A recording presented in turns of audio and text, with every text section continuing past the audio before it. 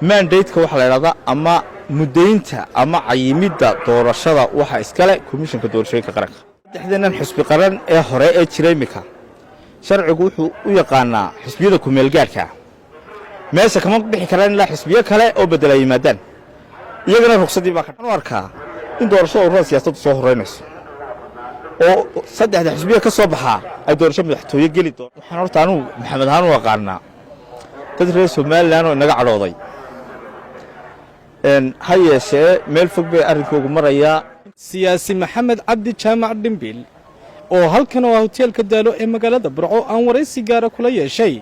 ayaa waxa uu ka hadlay xaaladaha siyaasadeed amni iyo midan doorasho ee Soomaaliland siyaasi dhimbil ayaa waxa uu si gaar ah uga hadlay warqadda komishanka doorashooyinka qaranka ee Soomaaliland ay u gudbiyeen maxkamadda dastuuriga ah ee Soomaaliland siyaasiga hadalkiisa si wata ayaa waxa uu ka hadlay booska gudoomiyaha golaha wakiilada iyo cidda ku haboon iyo sidoo kale xaaladaha guud ee Soomaaliland ay ku sugan tahay bismillaahir rahmaanir rahiim assalaamu alaykum wa rahmatullaahi wa barakaatu daawadayaal halkan waxa igula sugan siyaasi maxamed cabdi jaamac oo ku magac dheer dhimbil siyaasi dhimbil waxa uu ka faaloodaa siyaasadda Soomaaliland iyo tan mandaqada geeska Afrika ugu horeyn ku soo dhawow siyaasi waraysigan gaarka ah ee telefishinka bulsho oo uu kula yeelan doono bismillaahir rahmaanir rahiim wasalaatu wasalaamu ala rasuulillah sallallahu alayhi wasallam waan dhawahay waan u mahadnaqayaa telefishinka bulsho TV iyo saxafiga weyn ee fahmi sidoo kale sawir qaade maxamed kaaf waan u mahadnaqayaa siyaasi waxa jirta xaalad waddan ku sugaya hadda oo dhinacyadii amniga iyo siyaasadda iyo doorashooyinka bale bal arrimaha maxaad kala socotaa aad nooga sheegi kartaa bismillaahir rahmaanir rahiim si wanaagsan baan ula socdaa dalka waxa ka taagan dhowr xaaladood oo kala duwan dhinac dagaal baa dalka ka socda wallahi saano dagaal baa ka socda xaaladeeduna halkay marayso waa laga wada warqabaa dhanka kale waxa jira muran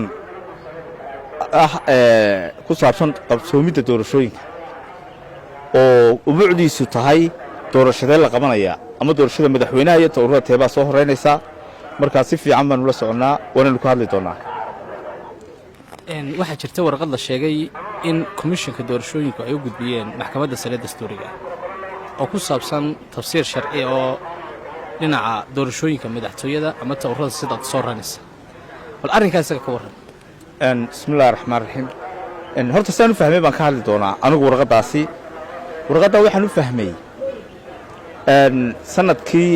2021kii markii la saaray labada doorashada deegaanka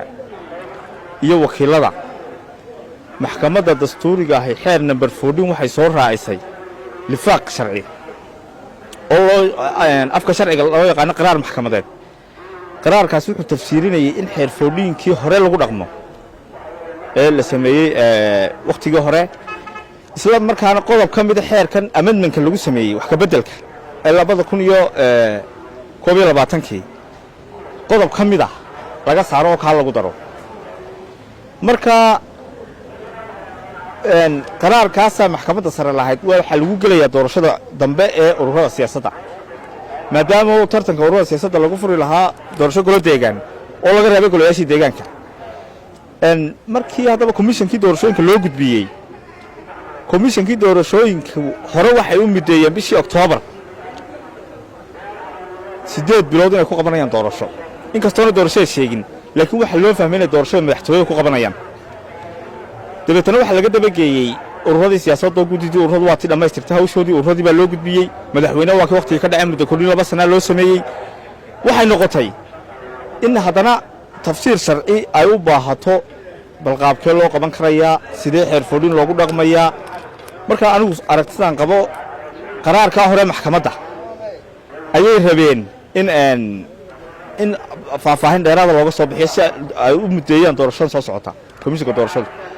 saasaan anigu fahmay maxamed ahaan dadka qaar waxa ay leeyihiin komishanka doorashooyinka oo waliba ay ku jiraan xisbiyada mucaaradka ah fikirkooda arrintani ma aha in ay maxkamadda sare u gudbiyaan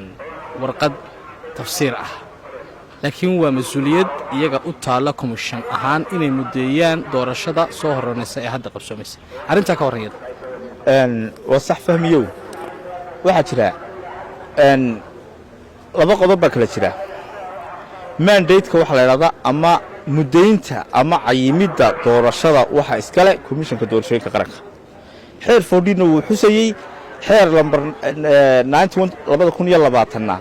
wuu xusayaayo iyagaa shaqadaa leh inay cayimaan wakhtiga doorashada siday u kala horraynayaan in hal doorasho iyo wax ka badan ay qaban karaan laakiin wixii shuruucdooda ku saabsanay u baahdaan wuxuu diiday inay maxkamadda sare tafsiir sharci weydiiyaan ma jiro laakiin muddaynta doorashada iyagaa iskale maxkamadna ma muddayn karto doorasho